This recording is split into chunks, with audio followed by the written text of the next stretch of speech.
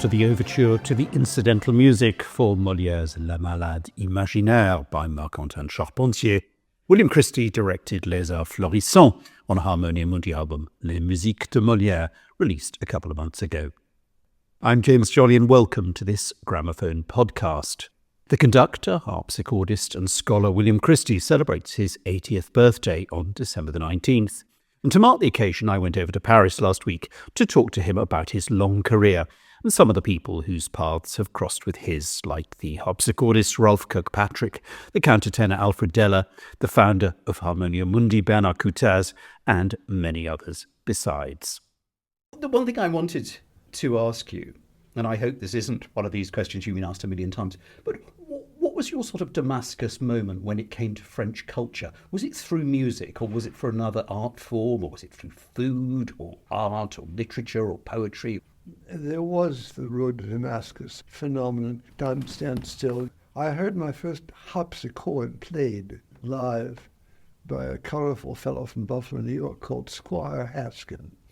And Squire was the eminent organist of the First Presbyterian Church, and he was playing Messiah with the Buffalo Philharmonic and the local chorus. I can't remember it, but I was about 8 or 9 years old, and I had started piano with my mother, and this was a life-shattering experience to hear essentially the instrument that I've been playing ever since. Yeah, and I can remember that I was with my mother and my paternal grandmother, and I said to my mother, I want to see this instrument and I want to meet this man. And it turned out that she knew him, my mother being a generous benefactress of the Buffalo Philharmonic. That was one very important moment. And then there was another moment, too, when I discovered essentially the sounds of French music, you know, how French music gets played and sung. And that was a while afterwards. The same grandmother who, God knows how she could have possibly found this in this record, in the recording in Buffalo, New York. But there was one rather grand musical sort of emporium, you know, where it sold sheet music and sold musical books and recordings, called Denton, Katir and Daniels. And my granny arrived at the house with, under her arm, she had the Leçon de Ténèbres of François Couperin, recorded by Laurence Boulet and Nadine Sautreau, and I can't remember the other name. And I wore that recording out, as I did others. But this was, it really was shattering. I mean, a new world, you know. Then there was just the family itself. I had a distant, much elderly cousin, Cap Harrington, who had been to France. And my parents, there was something about, it was almost fetish-like. Dad, when I was born, Dad was somewhere between Italy and France. And he spent the better part of 1945 as a member of the occupational American Army. And rather than sort of, the war experience for Dad was really quite extraordinary, because he discovered something quite wonderful, which meant that, yes, growing up, did we accompany them? They took us on trips, yes. Yes, I was in Europe, but mostly they traveled by themselves. But one of their great sort of loves was France, both of them.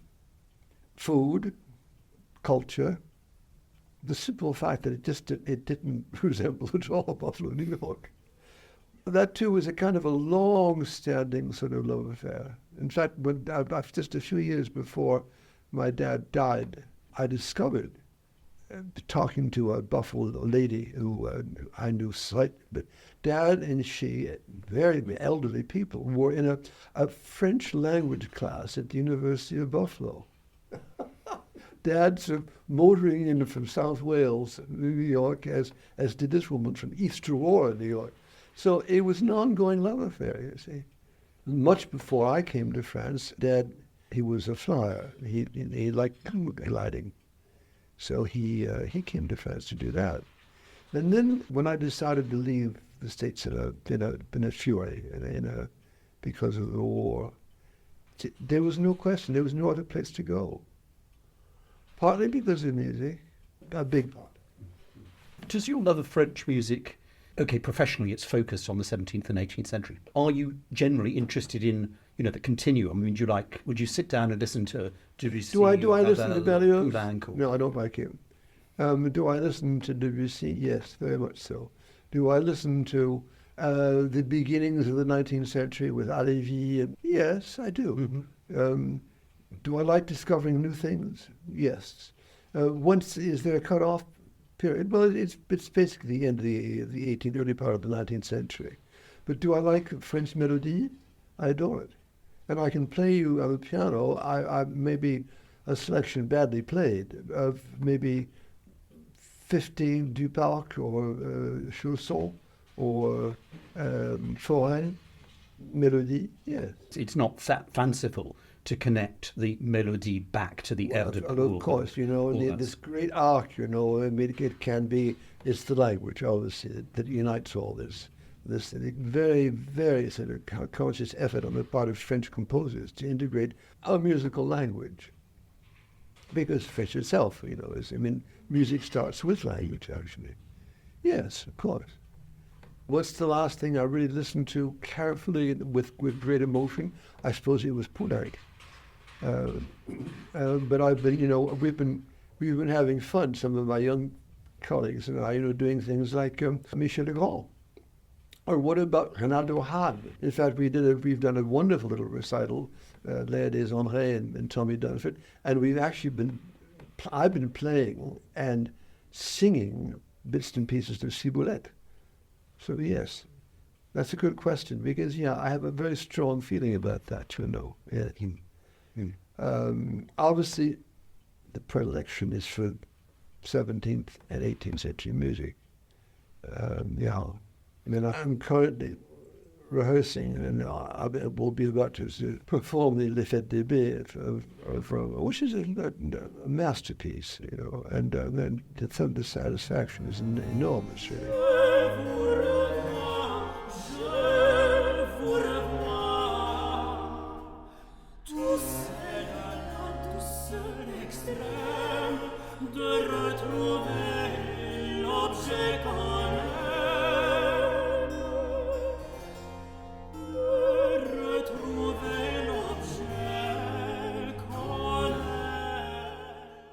If one looks at, just what you've recorded, which is an enormous amount, the bulk of it has voices involved. Is it the language that's again, that has to do with, I think, early exposure. Mm-hmm. My mother could have made an extraordinarily good career in music, but the odds were against that, just for family reasons. Her family, they went pretty much bust, I think, during the Depression. And my mother had a scholarship. I think it was complete scholarship, actually, to go off to Oberlin. But she started. And she was called back by my eldest uncle. All of this, of course, I found out years and years later, where she had essentially to help out a family which desperately needed her. There were 7 kids. But what did I learn from her? Well, I learned how to play the piano, but she was also the director of a little church choir, which meant that, I knew all about Bach, I knew a lot more about Bach than most of my peers, or Handel, or Purcell, or Orlando Gibbon, or hundreds of sort of good American Protestant hymns, Did we do exciting pieces of music? Well, I can tell you that we did. Here we are in Williamsville, in Little St. Paul's Church, and the 7 last words of Théodore Dubois, rather wonderful. And at one point, there was an Easter service, and we didn't have any trumpets, and we didn't have any orchestra, but I played the Gloria from the B minor Mass with my mother's volunteer church choir, you see. So essentially, I had a lot under my belt. The idea was never to really go into music. Music was my solace, and I used music to sort of stay, I suppose, to stay sane. It was the companion, and I had both a wonderful but again, for a number of reasons, a difficult adolescence. I left the family when I was 15, but there I was hell-bent on becoming a doctor, which was not to please me, but please others. And there again, one of these, the magic moment was when I was at Harvard College, and a roommate came running in to Kirkland House and said, "You've got to listen to this extraordinary recording." And it was Anthony Lewis. I think it was the very first recording of a major Rameau tragédie lyrique, which was Hippolyte ici. And that was an extravagantly important moment in my life. I listened to Johnny Baker singing Ferdinand, and there wasn't anything more beautiful. I wrote a letter about that as well, which she never replied to. But we became friends nevertheless. For Gramophone. That, plus the title of Ralph Kirkpatrick, also at Harvard, that was I suppose they were the two very important sort of moments that enabled me to write a letter to Ralph Kirkpatrick, start to practice on the harpsichord that my dad bought me, and to become a full-fledged young musician at Yale. Did Kirkpatrick sort of help you when you came to Europe? I mean, did he kind of say, no, these are the people? No, not at all. No, we had parted ways. Kirkpatrick was a formidable teacher. I mean, and intellectually speaking, he was really very, very impressive. I mean, and pretentiously so as well. When he would give a public master class about French music, he would actually speak French. And then if he gave a lecture on Bach, there he was, spouting off in perfect German. But he couldn't quite play the way he talked. Language was very important for him. I was his only student. Then we had two or three. There were Martin Perlman, and then we had a French girl by the name of Blandine Verlet, who became obviously a close friend. And as you know, she died 2 years ago, sadly. But she was a very important figure in the French harpsichord sort of. Well, she was certainly one of the best players. Yeah, the harpsichord was, just the parentheses, the harpsichord was a French instrument back then, with Veronique, with a number of ladies, all not terribly gifted, but Blandine was certainly the best of them. But she was a very eloquent player. But Ralph, to get back to Ralph was. He'd insist on sort of language becoming part of playing.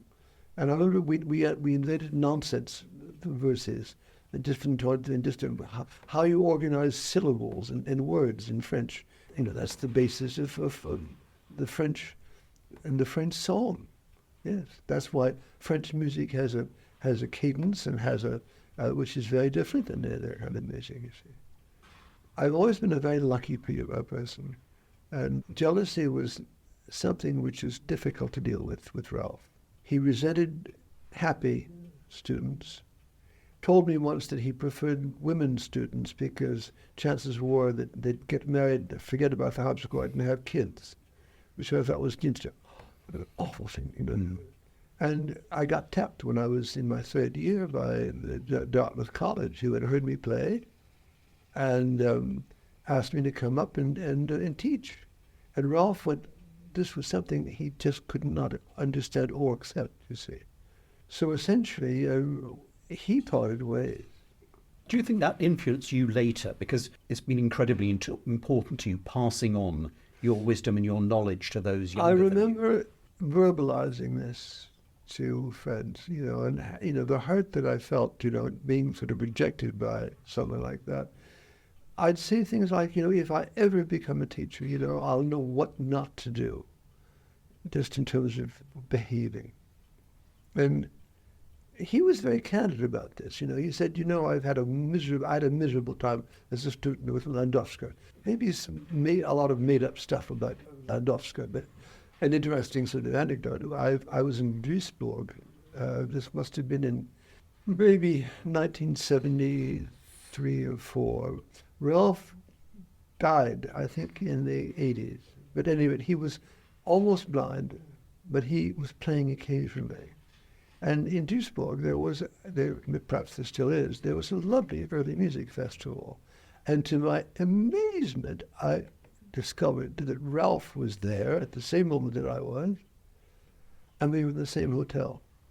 So I wrote him a letter, and essentially the letter said, Ralph, I'm a professional now, and here I find myself in the same festival as you. It makes me feel rather sort of extraordinarily sort of privileged and all that. And the next day, the letter arrived in my room, delivered by the hotel, and in a scrawly hand, and the letter hadn't been opened up. I had put my name on it, addressee unknown. That's very sad. Well, yeah. The sad thing, of course, was that he was very much appreciated by a number of French people that I knew. Annette de Grenier-Schlumberger, from the great Schlumberger fortune, was his muse. And he had digs in here in Paris, which are absolutely extraordinary. I got to know her daughter. I didn't realize that daughter and mother were not terribly friendly to each other. So that was, there were several moments before he died where all of a sudden, I'd be with Henriette, the daughter of Annette, and she'd say, "I can't see you. No, and please don't come by the house." Listen. So yes, but Ralph was immensely important.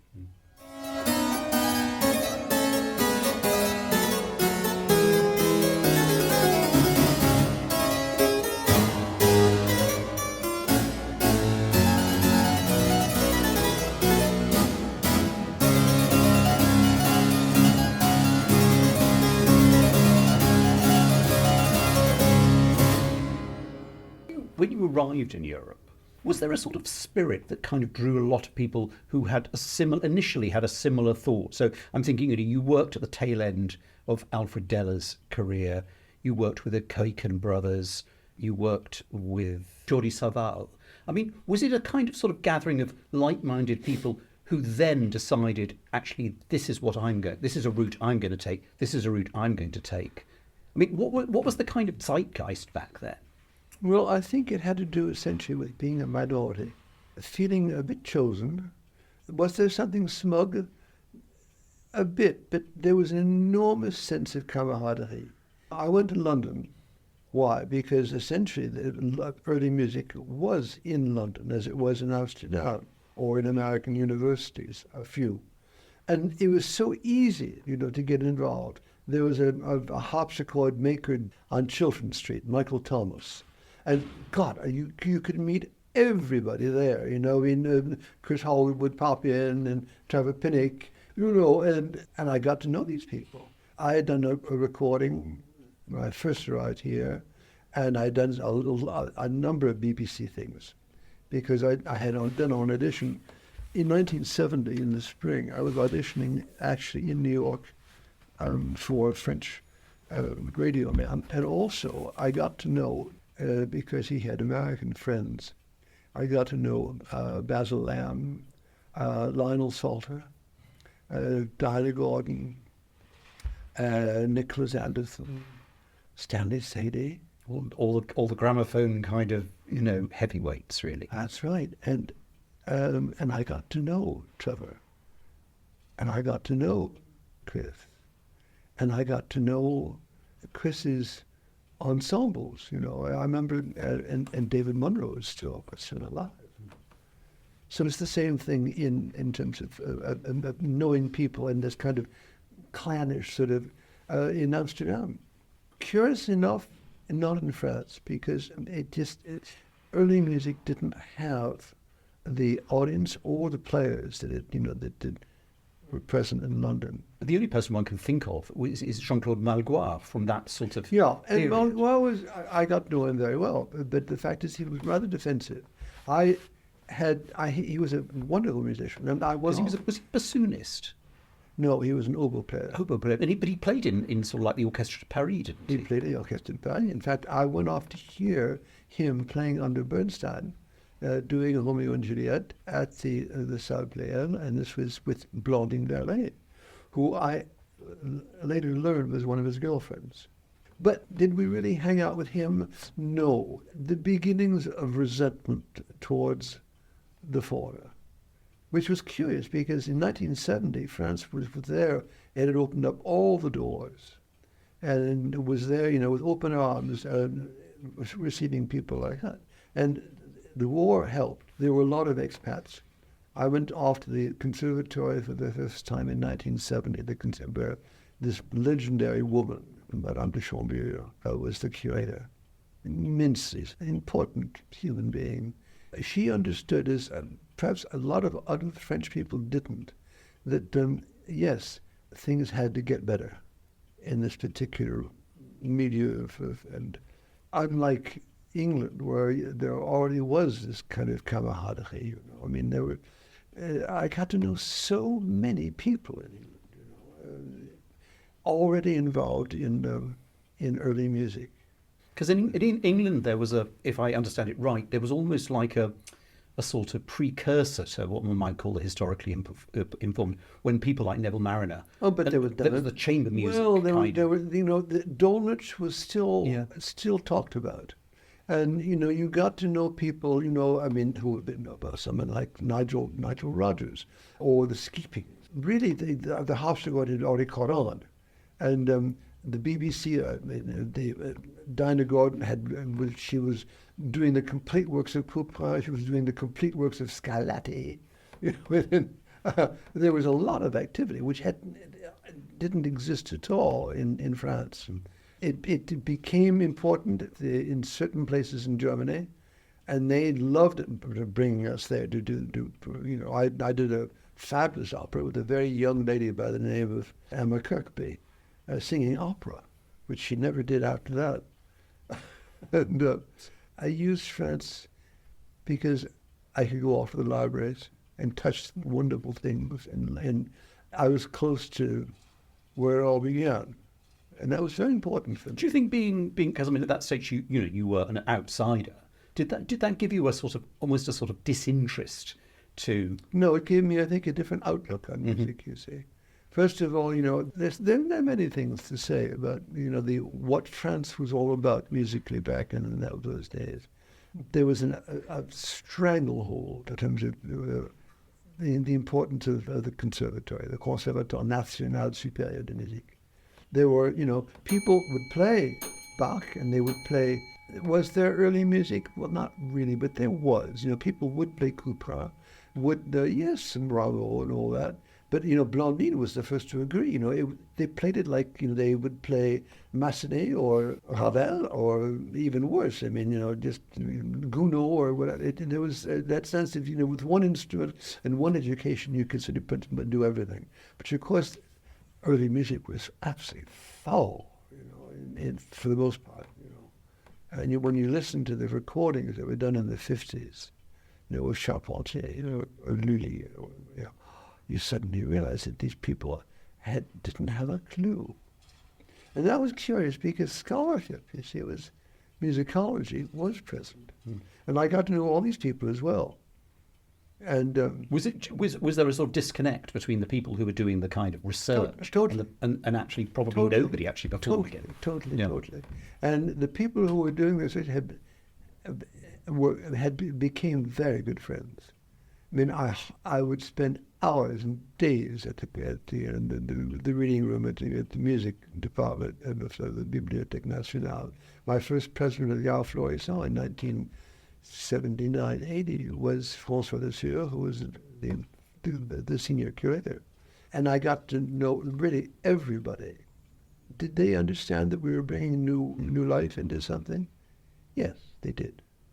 Certainly Madame de Chambeau did, because she did that with an enormous amount of French elegance, because she had the only really sort of outfit that you could call an early music group was her group. It was called La Société de la Musique d'Autrefois.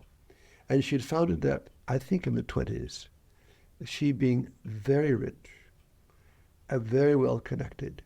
She was a musicologist. But she also happened to be the granddaughter of Les Arts, who was one of the richest of the great plutocrats of the the equivalent to some of the great American fortunes. In fact, he made his money in the States. She had essentially a group of about 20 people, most of them as old as she, that's to say in their 70s, some of them in their 80s, very few youngsters. And they played French early music, some of it very esoteric, the way they would play anything else, they would play on early instruments because she had a huge collection, one of the best in the world. But it would be like Karajan years later conducting the Berlin Philharmonic. They weren't playing Bach when they were, they were playing the music they really liked, in the style. Yes. Yeah, Bach in the style of Gustav Mahler or Bruckner. Exactly. But that was also, she was a visionary in the sense that she appeared on her concert. She started to mix us with the old folks. Emma, Judith Nelson, René Jacobs, Jordi Savall, whom I met actually. We were both the young upstarts, and we started doing concerts along with the old folks as well, which didn't last long, certainly because they didn't really like us very much. And second of all, she died in 1975.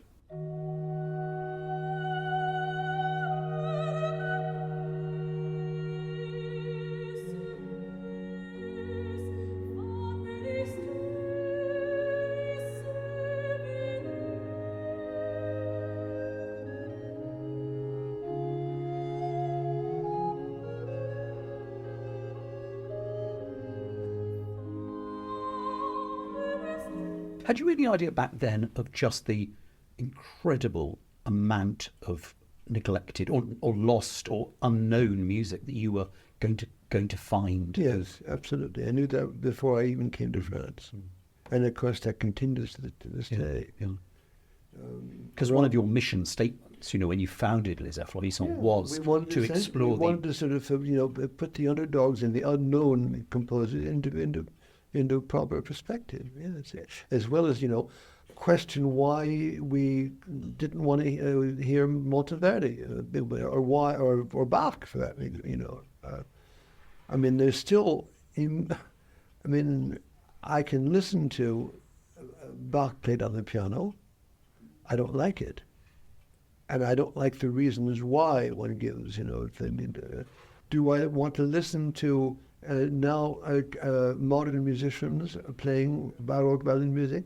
Not really. And the curious thing, of course, is people don't buy records of these people any longer. Anne-Sophie Mutter, for all of the respect I have for her, I do not want to hear her play early music. It's interesting that in the last, 5 years, there's always been this sort of, not resurgence, but there's been a huge number of pianists now who are exploring the French Baroque keyboard music. Well, they have to, you see. First of all, because it's brilliant, fabulous music. There were a few pianists there, but now, listening to, I heard Ivan Mikashov, you don't know, who was I know, yes. Extraordinary pianist, playing, the Couperin, some of these extravagant sort of pièces croisées, on the piano. Yeah, and I remember him saying to me, Bill, the music is too good, for people like you to hold on to it. And what do you think of that? In a way, that's kind of, he obviously meant it in a good way. Reverence for early music, I think, starts with the choice of instruments, obviously. Can I be impressed and sort of, amazed by someone playing the Goldbachs on the piano? Yes. But the great eloquence comes, when the Goldbachs are played on an instrument that doesn't have the advantages, perhaps, of the piano. That's great eloquence. Yes. Am I a missionary? Do I try to sort of say to that fellow or that woman who they've been playing modern fiddle, well, why don't we just give it a try? It's going to sound like shit, perhaps for a couple of months, but it might be worthwhile. Partly because this is something which I've learned at Juilliard, where our best students for the last 10 years or more have been people with degrees in modern violin playing, but they felt out of touch. They felt there was something desperately missing, and and now many of them have become essentially exclusively Baroque or classical. It has to do with that sense of how the instrument becomes a part of you. It's an extension of yourself, because it requires essentially a different way of becoming a virtuoso and becoming eloquent. I mean, we now have a generation of, say, opera orchestras who actually can do a pretty good fist of meeting the period people sort of halfway. I mean, you go to Covent Garden to hear a Handel opera, and it's not lashings of vibrato. Yeah, and I mean, there are still moments of and places of absolute, utter dismay. I mean, listening to the orchestra of a famous Italian opera house, who were told that they have to play Baroque, and they bought a whole bunch of Chinese bows, and that's pathetic. Listening to some of the efforts now to get on the bandwagon and play French 18th or 17th and 17th century opera. I'm talking about opera houses with modern orchestras who don't give a shit about this, what you have to do to make this music come alive. That's pathetic. But then you can go off to the Berlin Philharmonic, and you're told immediately that there are at least maybe 10 groups of woodwinds or chamber music people playing old instruments.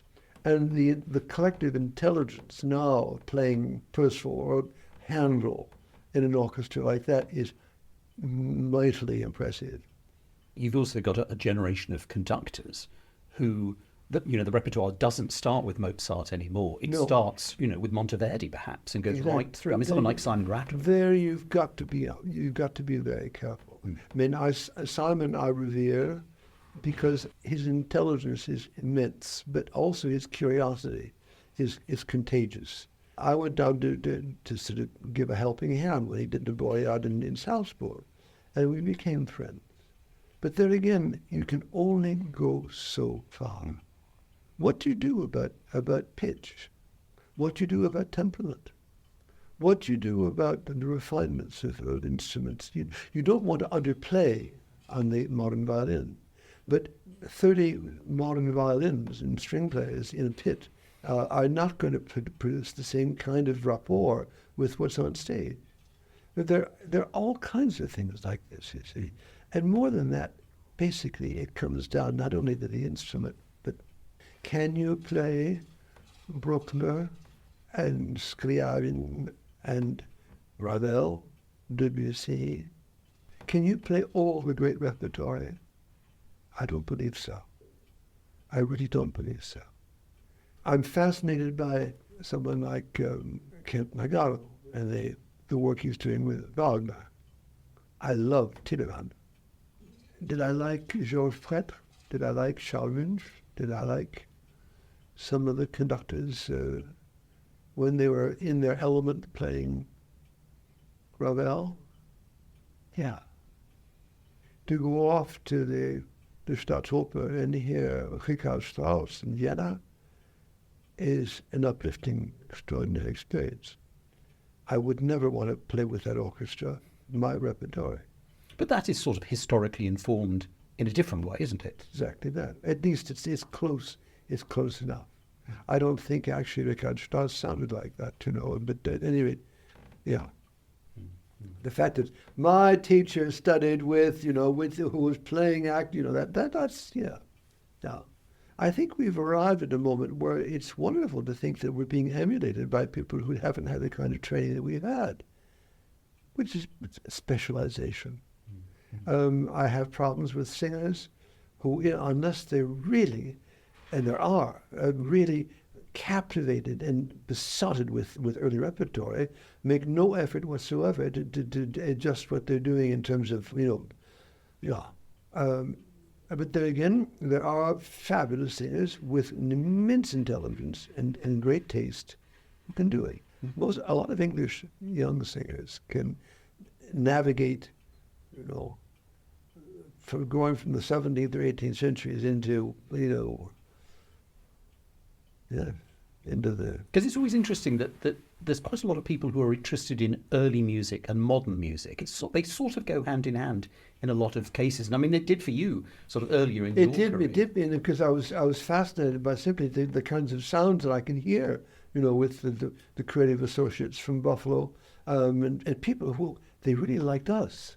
I got to know someone like Frederick Jeffsky, who I think really was one of the great geniuses, him playing Beethoven, which I never heard in public, but I heard was just uplifting.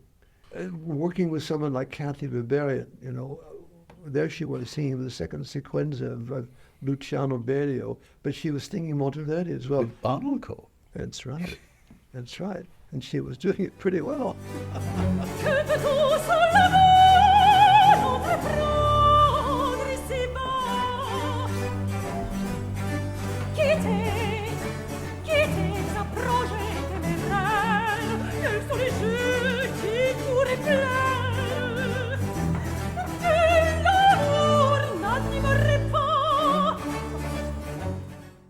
One of the things that I've always cherished when I come to hear you conducting a dramatic work is that the music often is kind of new because one hasn't encountered it before. So there's that novelty, there's that, that sort of fizz of discovery.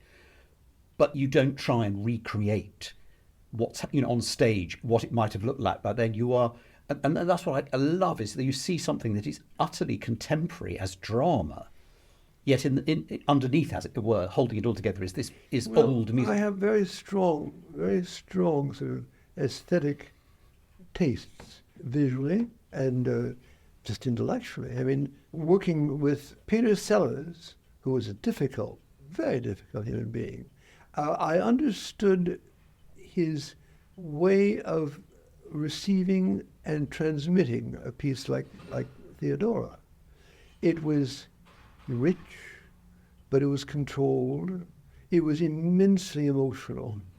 There was no smell of antiquarian sort of whatever, There was just pure, wonderful, sometimes raw emotion with this visual aesthetic of beauty, but no dust. I remember my first attempt to work with a stage director who insisted on essentially Baroque gesture. We had a dance company that was essentially rather pathetic, but they could cite chapter and verse about 17th century French choreography and French dancing. But the whole thing smelled of mothballs. And even worse than that, there was no attempt to use this music to create emotion and to transmit emotion, cultivate emotion. I mean, it's essentially performing in a language that your audience has absolutely no grasp of. I mean, at worst, it's sort of, you're puzzled. At most, it's kind of comic, neither of which it should be. But actually to perform, as it were, in a visual language that your audience absolutely mesh with. Yes. Yeah.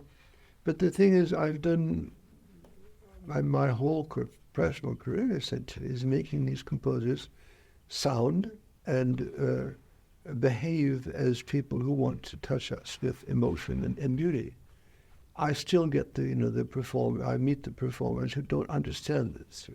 As I meet essentially a lot of more professional modern musicians, who have a very curious relationship with emotion and transmission of emotion.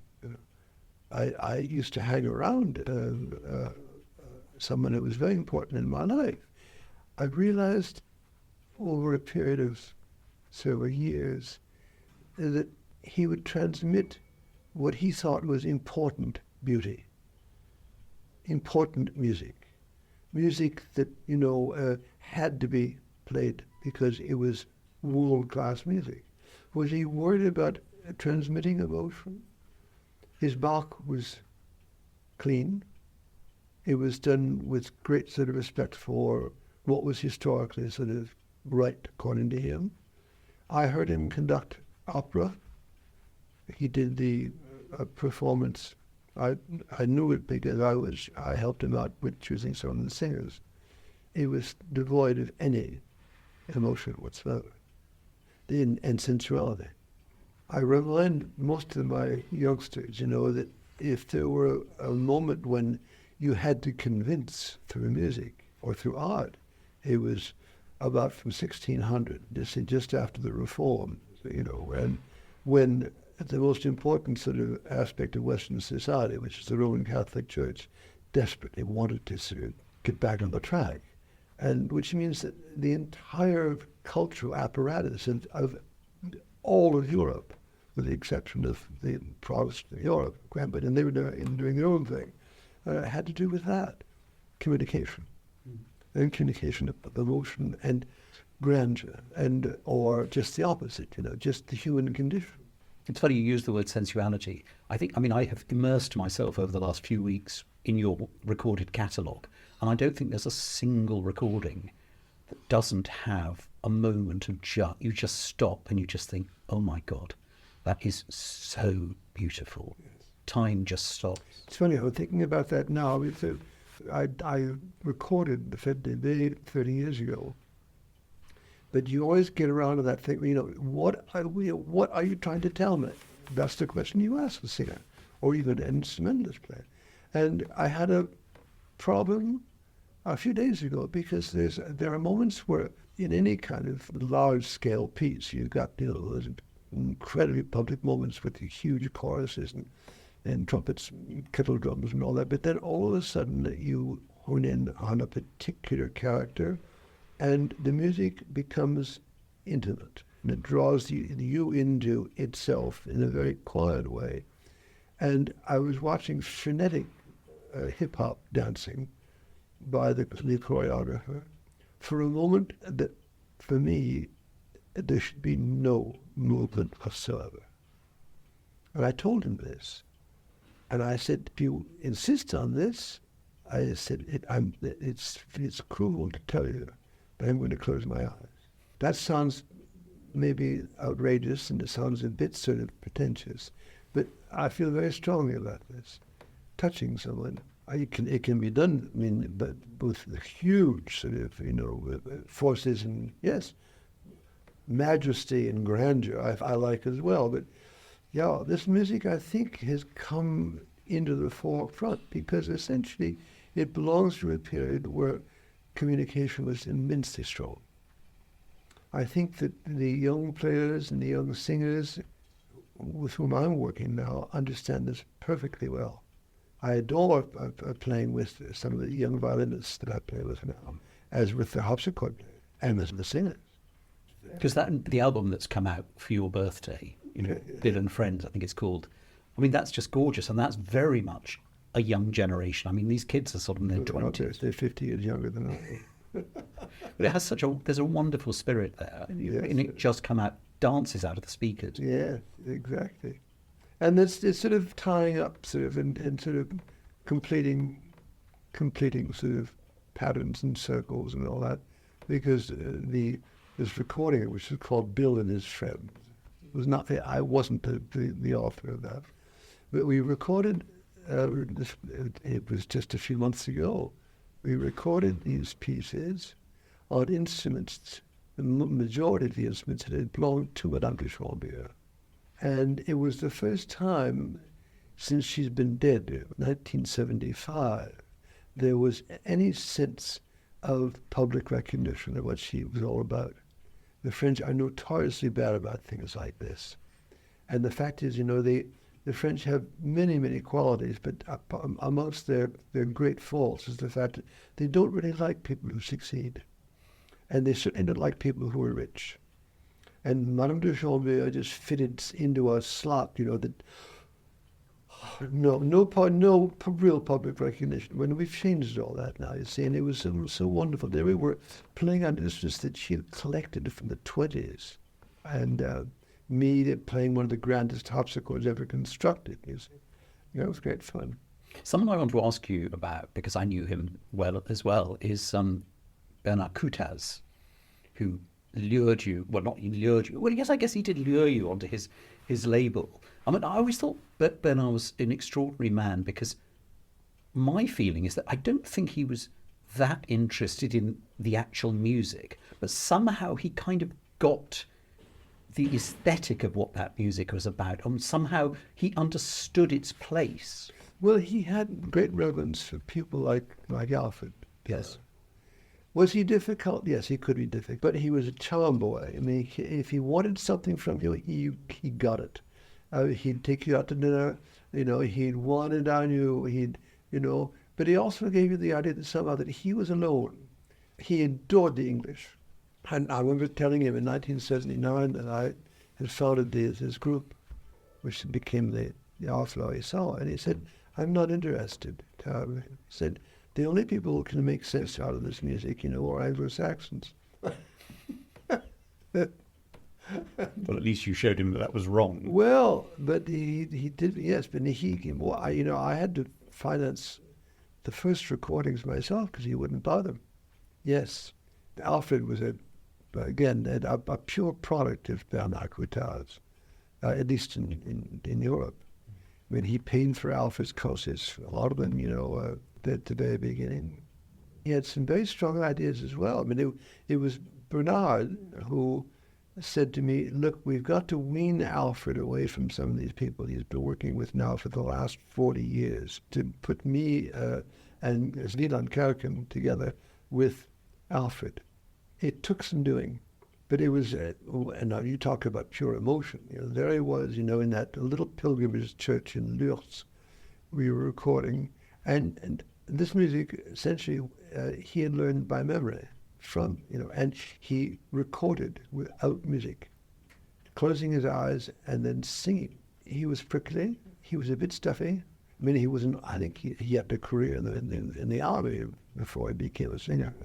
And there was that sort of element of, macho sort of, that he'd like to convince. He'd like to sort of, yes, he was a performer. Thrice happy, thrice happy, thrice happy, happy, happy lovers. May you be forever, ever, ever, ever free. May you be forever, ever, ever, ever free. One of the interviews I was reading, actually, it popped up in a couple of interviews, and I just thought, what a strange thing to say, because they sort of picked on the fact that there were certain works you'd returned to, and they sort of thought, just thinking, well, yes, but there are conductors who go around the world performing Brahms for an enormous amount of time. Why on earth shouldn't you go back to Charpentier's Médée or, Handel's Messiah? I mean, these are great works. Of course, you've said it. I mean, if I wanted to make a career as a solo harpsichord player, why not play the Goldbacks every 5 years? Why not record them every 5? Well, yes. I mean, the ideas of playing some of the great Bach passions, or some of the great Handel oratorios, my God, it's not that I have new ideas, it's just that I want to express myself perhaps differently, with new people. Music is not immortal. I don't believe that and now that old crap about, this is going to this remain for the duration of time. New generations have different things to say, and I think now one of the nice things about the Baroque milieu is that, yes, the Baroque composer left things, deliberately sort of unfinished in many ways in terms of the way he wrote, such that, this music could withstand, or at least even require, differences of interpretation, you see. That was actually curious enough why I left Harmonia Mundi, because one of my colleagues by the name of Philip Herwig actually re-recorded something which I think might have been one of the Bach passions. And I turned to Madame Coutaz, Eva Coutaz, and I said, I want to record and re-record Médée. And I remember saying to her, this is undoubtedly the greatest theater piece before Rameau, and perhaps, one of the great pieces in the French vocal repertory. As she said, there's no way that we're going to record that turkey, and I got very hot under the collar, and I did. It wasn't very nice, but I was talking to someone from Erato, and he said, I know what you're saying to me. And I said, yes. He said, I'll buy it. And of course, that was the rupture that we, curious enough, we went back to the fold, as you know. With Ava still alive, we had a different reputation as well. I love the idea of going back to pieces. Dido is obviously an incontournable, as the French say. I mean, I've done it perhaps every 5-10 years, since I started my career. And it's amazing how personalities, singers with strong ideas and a strong idea, can just completely change the allure. I saw it at Versailles when you did it a couple of years ago. Magical piece. Yeah. I'm doing, actually, next year, in 2025, and it'll be I don't know how many Jardin des Voix we've been doing over the last 20 years, but I'm coming back to a repertory, of course, that it was our signature repertory. We're doing with 10 young singers, including a couple of British singers. So we're doing Les Arts Florissants, and then we're doing, as a companion piece, we're doing the Descente d'Orphée aux Enfers. It's kind of right because I'm celebrating my 80th, and we're now between our 40th and 50th year. And more than that, what's interesting is, of course, there have been generations of young singers and players since we started out with those pieces. And it's amazing, to give all of them that freedom which Baroque music, I think, needs, and to hear exactly how it's going to sound. There are incontournables. They've got to understand that language is a very important part of these pieces. The texts are very, very beautiful, and good pronunciation and good rhetoric, good declamation. And that's, for some of these kids, it's going to be something really quite challenging, but they know about it already.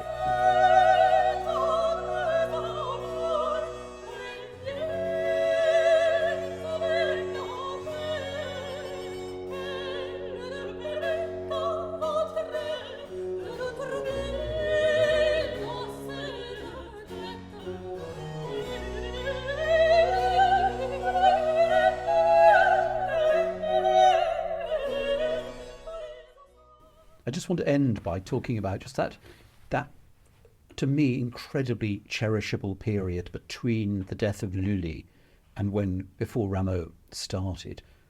And there are these, I would never use the word petit maître because they're way, way better than that. But these kind of lesser, I'm not even going to just use a word for them. But the sort of, the Mondonvilles. Des Marais, des Touches, Mondonville, Monteclair, Comprat. It's rich. That's partly the fault of the historian, the musicologist. If you canonize Lully, which he was during his lifetime, but curiously enough, even when he wasn't played, French music history would give him just, the highest praise.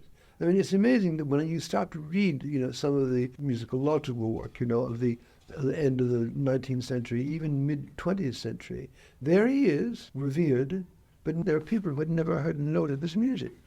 And I think the epoch that really suffered the most, of course, was between Lully and Rameau.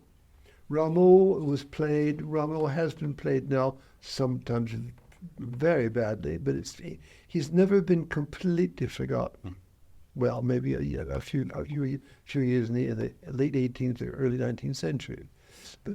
But now, when you start looking at some of these pieces, I mean, Des Marais et des Touches, there are pieces that they can rival a Bach passion.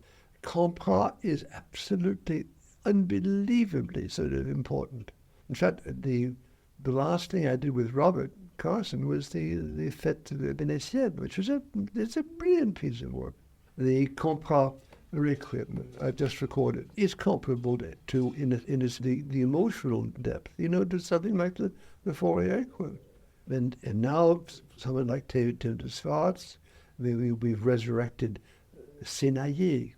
He's just as good as Leclerc, and perhaps in some ways different and better.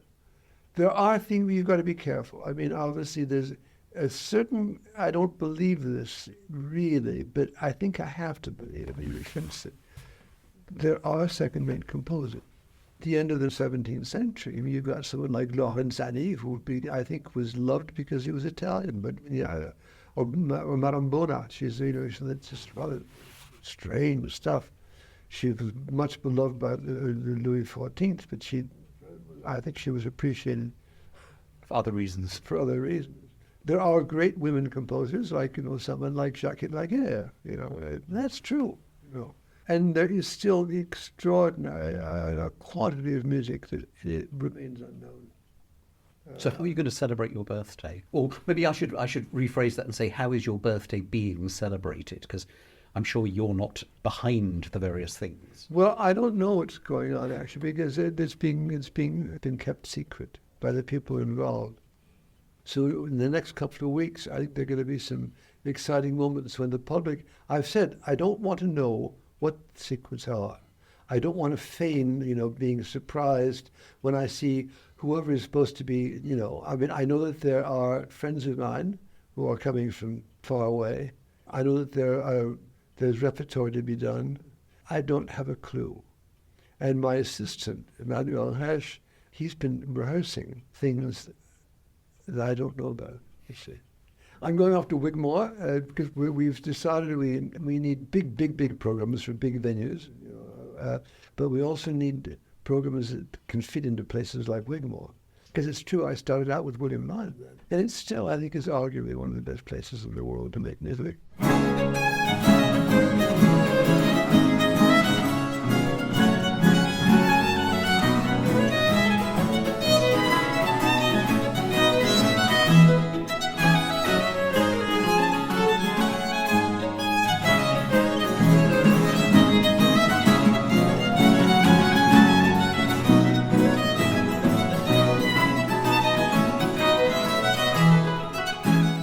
Music from the Gigue third movement of the D minor violin sonata by Jean-Baptiste Senaillé. It was played by Théotime Langlois de Swart with this week's guest, William Christie, at the harpsichord.